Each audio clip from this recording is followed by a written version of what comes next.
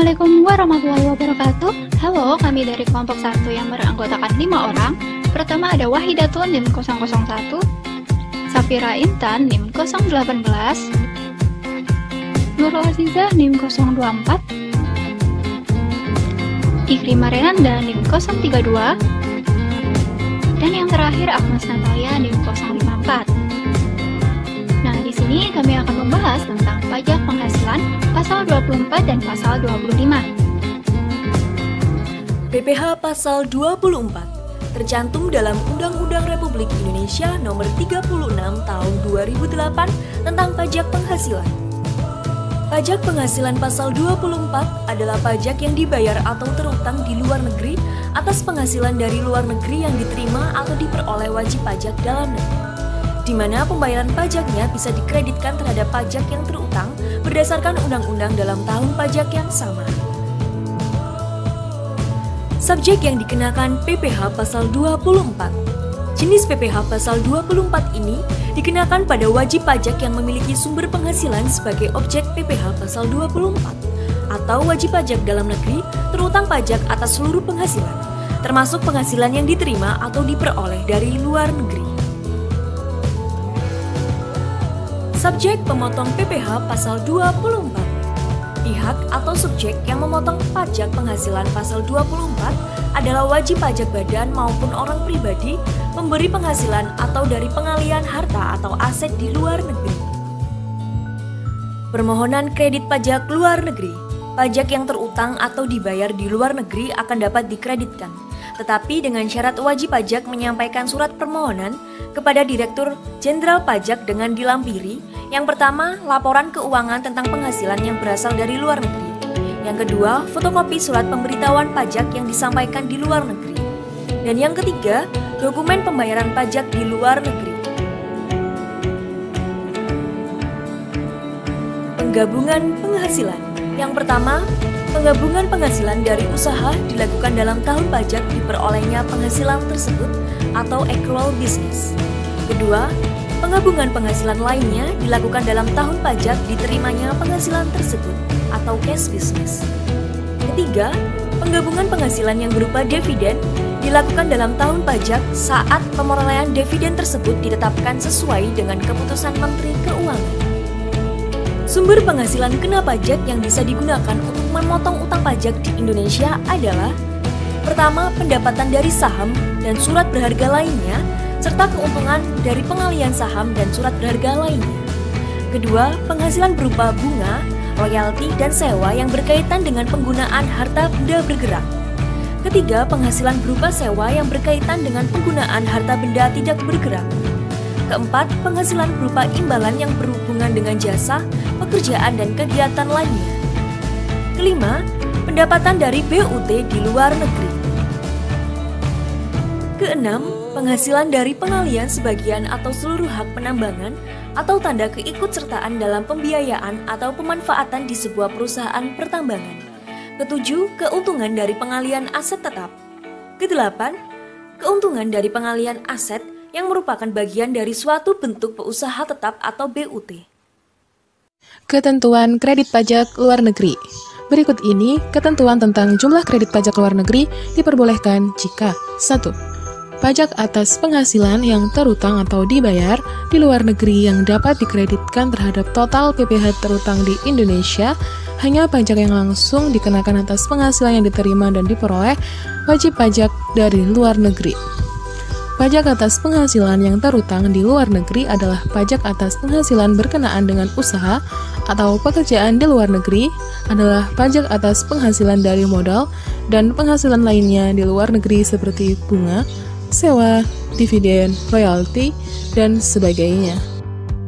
Besarnya kredit pajak luar negeri diperbolehkan oleh PPh pasal 24 adalah nilai terendah di antara 3 perhitungan berikut ini. Yang pertama, total PPh terutang, dan yang kedua, penghasilan neto luar negeri yang berasal dari PKP atau pendapatan kena pajak dikali total PPh terutang, dan yang C adalah PPh yang terutang atau dibayar di luar negeri. Catatan 1. Total PKP berasal dari penghasilan dari dalam negeri dan dari luar negeri. 2. Total PPh terutang berasal dari tarif pasal 17 dikali total PKP atau total pendapatan kena pajak. Yang ketiga, penghasilan yang terutang dan atau dibayar di luar negeri berasal dari tarif pajak luar negeri dikali penghasilan di luar negeri. Dan yang terakhir, besarnya PKP sebagai dasar perhitungan total PPh terutang tidak memasukkan penghasilan-penghasilan yang PPh-nya bersifat final. Contoh perhitungan. Perhitungan PPh pasal 24 jika terjadi kerugian usaha dalam negeri. Berbunyi, jika terjadi kerugian usaha di dalam negeri, maka sejumlah kerugian yang diderita tersebut dapat digabungkan atau dikompensasikan dengan penghasilan yang diterima atau diperoleh di dalam negeri. Contoh perhitungan. Diketahui, PT Ananda Raya yang berkantor di Indonesia memperoleh penghasilan neto pada tahun 2016 sebagai berikut. Di negara A, memperoleh penghasilan berupa laba usaha sebesar 500 juta rupiah dengan tarif pajak yang berlaku yakni 30%. Selanjutnya, di dalam negeri menderita kerugian sebesar 100 juta rupiah. Kemudian, peredaran bruto pada kegiatan dalam dan luar negeri sebesar 5 miliar rupiah. Dijawab. Yang pertama, kita akan menghitung total PKP atau total pendapatan kena pajak. Oke, cara menghitungnya yaitu dengan mengurangkan antara penghasilan dari negara A dan kerugian di dalam negeri. Oke, karena yang pertama, karena penghasilan di negara A diperoleh 500 juta rupiah dan kerugian diperoleh 100 juta rupiah, maka keduanya dikurangkan dan diperoleh 400 juta rupiah. Nah, ini disebut dengan jumlah penghasilan neto. Selanjutnya, yakni menghitung total PPh terutang. Yang pertama, kita akan menghitung dulu tentang PKP yang mendapat fasilitas pengurangan tarif. Nah, cara menghitungnya yaitu dengan 4.800 juta rupiah dibagi 5 miliar rupiah dikali 400 juta rupiah. Maka diperoleh hasil yakni 384 juta rupiah. Selanjutnya, kita akan menghitung PKP yang tidak mendapatkan fasilitas pengurangan tarif. Nah, yang pertama, caranya yaitu dengan mengurangkan 400 juta rupiah dengan 384 juta rupiah. Maka diperoleh 16 juta rupiah. Kemudian, karena sudah diketahui keduanya, tinggal memasukkan untuk menghitung PPh terutang, yakni dengan cara 50% dikali 25% dikali 384 juta rupiah. Maka diperoleh 48 juta rupiah. Selanjutnya, yakni 25% dikali 16 juta rupiah, maka diperoleh 4 juta rupiah.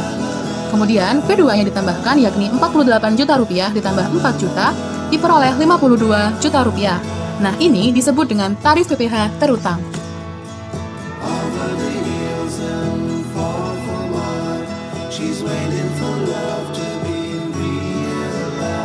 Selanjutnya, kita akan menghitung PPh maksimum dikreditkan sesuai perbandingan penghasilan. Caranya yakni penghasilan luar negeri dibagi penghasilan kena pajak dikali total PPh terutang. Karena diketahui penghasilan luar negeri atau penghasilan di negara A yakni 500 juta rupiah dan PKP diketahui 400 juta rupiah, kemudian total PPh terutang diketahui 52 juta rupiah, maka diperoleh hasil yakni 65 juta rupiah.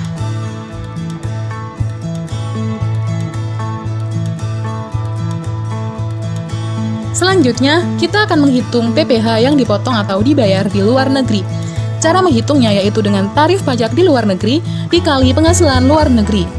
Nah, karena tarif pajak diketahui 30% dan penghasilan luar negeri diketahui 500 juta rupiah, maka diperoleh 150 juta rupiah. Nah, yang kedua, kita masuk ke contoh perhitungan ketentuan kredit pajak luar negeri. Nah, di sini dapat kita lihat bahwa PT Sinar Gemilang di Semarang memperoleh penghasilan neto dalam tahun 2014 sebagai berikut. Penghasilan dalam negerinya 400 juta, penghasilan dari Vietnam dengan tarif pajak 20% yakni 200 juta, maka hitunglah PPh pasal 24 atau kredit pajak luar negeri dari PT Sinar Gemilang tahun 2014. Nah, karena tarif pasal 17 adalah 25%, karena di soal itu berada di tahun 2014, yakni sesudah amandemen, maka kita memakai 25%. Sehingga di sini dapat diketahui untuk menghitung total penghasilan kena pajak adalah menjumlahkan penghasilan dari dalam negeri dan penghasilan dari Vietnam sehingga diperoleh 600 juta dan total PPh terutangnya yakni 25% dikali 600 juta, diperoleh 150 juta, dan PPh maksimum yang dapat dikreditkan yakni dengan membagi penghasilan luar negeri dengan total penghasilan yakni 200 juta dibagi 600 juta dikali PPh terutangnya yakni 150 juta, sehingga didapatkan 49.999.999 atau dibulatkan menjadi 50 juta rupiah. Lalu untuk PPh terutang atau dipotong di luar negerinya adalah 20% dikali penghasilan dari Vietnamnya tadi yakni 200 juta, sehingga didapatkan 40 juta rupiah. Dengan demikian, kredit pajak yang dikenakan adalah pada nomor 4, yakni sebesar 40 juta rupiah.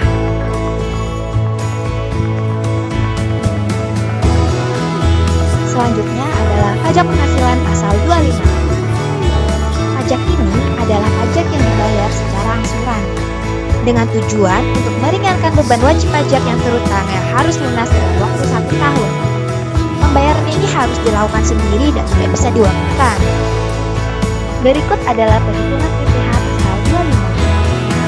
Dihitung sebesar PPh terhitung pada tahun lalu yang dikurangi dengan yang dipotong sesuai pasal 21 dan 23 serta PPh yang dipungut sesuai pasal 22 dan PPh yang diutang di luar negeri yang boleh dikreditkan sesuai pasal 24 tahun 2012. Selanjutnya adalah tarif PPh pasal 25. Ada dua jenis pembayaran angsuran PPh pasal 25 untuk WPOP. Yang pertama adalah WPOPPT atau pengusaha tertentu. Tarifnya adalah 0,75% dikali dengan omset bulanan tiap masing-masing tempat usaha. Yang kedua adalah WPOPSPT atau selain pengusaha tertentu. Tarifnya adalah PKP dikali dengan tarif PPh pasal 17 ayat 1A, yaitu penghasilan sampai 50 juta per tahun sebesar 5%, penghasilan 50 juta sampai 250 juta per tahun sebesar 15%, penghasilan 250 juta sampai 500 juta per tahun sebesar 25%, dan penghasilan di atas 500 juta per tahun sebesar 30%. Selanjutnya adalah wajib pajak badan. Wajib pajak badan usaha adalah wajib pajak yang melakukan kegiatan usaha tetap dan memiliki kewajiban sebagai pembayar, pemotong, atau pemungut pajak. Pembayaran angsuran PPh 25 untuk wajib pajak badan yaitu penghasilan kena pajak atau PKP dikalikan 25%. Selanjutnya, cara penghitungan PPh pasal 25. PPh pasal 25 dituliskan dalam bentuk SPT tahunan dengan penghitungannya selama setahun sekali setelah data penghasilan sudah lengkap selama setahun tersebut. Biasanya, penghitungannya dilakukan setelah laporan keuangan sudah memasuki masa tutup buku tahunan. Dalam ketentuannya, besar angsuran PPh pasal 25 dalam tahun pajak berikutnya setelah tahun pelaporan di SPT tahunan dihitung sebesar PPh pasal 25 yang dikurangi pajak penghasilan berikut ini. Yang pertama, PPh pasal 21 sesuai tarif pasal 17 ayat 1 bagi pemilik NPWP dan tambahan sebesar 20% bagi yang tidak memiliki NPWP. Yang kedua, PPh pasal 23 15% berdasarkan dividen, bunga, royalti, dan hadiah, 2% berdasarkan sewa dan penghasilan lain serta imbalan jasa.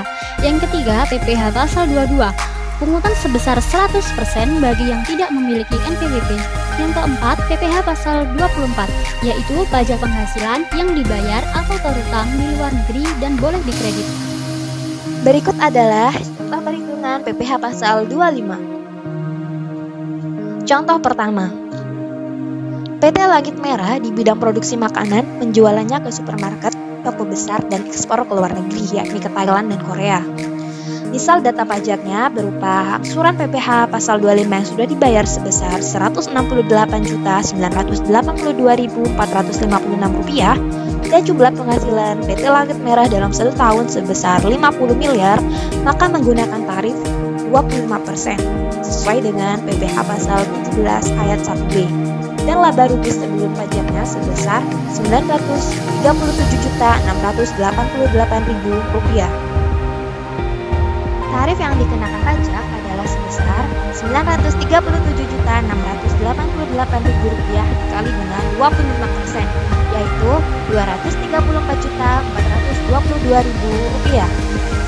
Selanjutnya menghitung PPh pasal 29, yaitu tarif yang tadi sebesar Rp234.422.000 dikurangi dengan angsuran PPh 25 yang sudah dibayar, yaitu sebesar Rp168.982.456, yaitu sama dengan Rp65.439.544.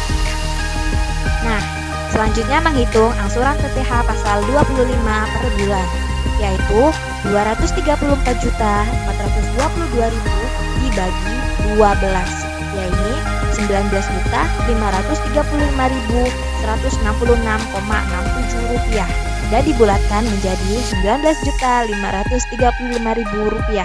Mudah bukan? Contoh soal nomor 2. SPT PPh tahun 2013 milik Samuel menunjukkan PPh terutang sebesar 75 juta.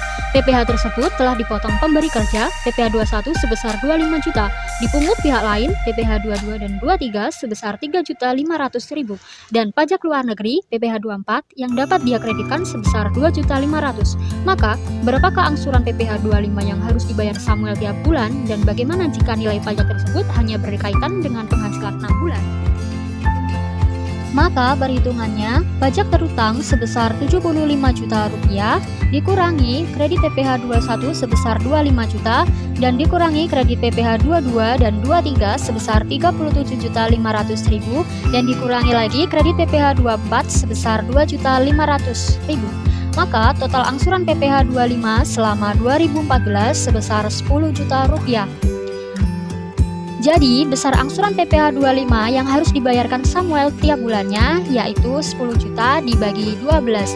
Hasilnya Rp833.333. Dan nilai pajak yang berkaitan dengan penghasilan selama 6 bulan ialah sebesar 10 juta dibagi 6 yaitu 6 bulan dan diperoleh hasil sebesar Rp1.666.666.000. Selanjutnya adalah batas waktu pembayaran pajak penghasilan pasal 25.